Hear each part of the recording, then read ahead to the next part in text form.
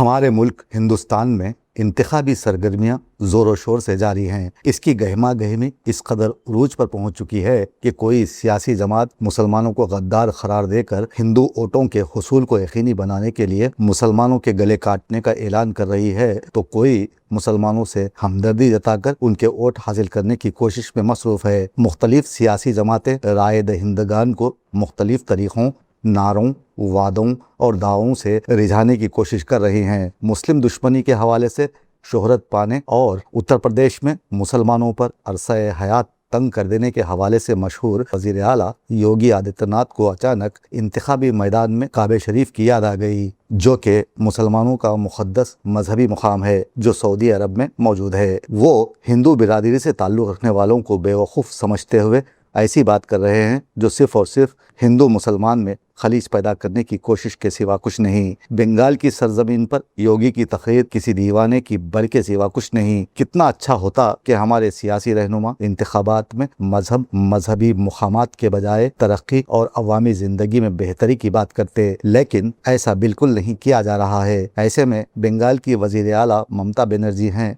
जो तनहा रियासत में बीजेपी के लीडरों से टक्कर ले रही हैं, तो वहीं रियासती अवाम बेहतरी के लिए किसी हकीकी इनकलाब के इंतज़ार में उम्मीद किए हुए हैं कि यहाँ कोई ऐसा ज़रूर वारिद होगा जो किसी सुर्ख या सब्ज़ इनकलाब का अलम थामे निकल खड़ा होगा और मुल्क के फरसुदा निज़ाम को बदल कर रख देगा। अब यहाँ ये कहना बेजाना होगा कि इन दिनों योगी को सुनने के लिए लोग इंतखाबी रैलियों में जाने से गुरेज करने लगे हैं। आज उन्होंने इंतखाबी रैली से क्या कहा, आइए देखते हैं।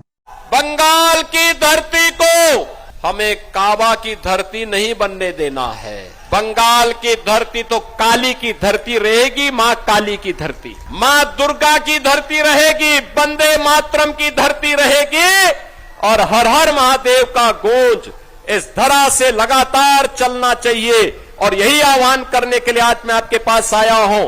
भारतीय जनता पार्टी ने श्री नरेश राय को अपना प्रत्याशी बना करके आपके बीच उतारा है। आप नरेश राय को अपना आशीर्वाद देंगे। सभी लोग, जहां तक मेरी आवाज जा रही है, ऑन रोड पे जो लोग रोड के ऊपर हैं, सड़क के ऊपर हैं, भीड़ कम पड़ गया है और इसलिए मैं आपसे कहना चाहूंगा, नरेश राय को विजयी बनाइए। बीजेपी की डबल इंजन सरकार लेके आइए।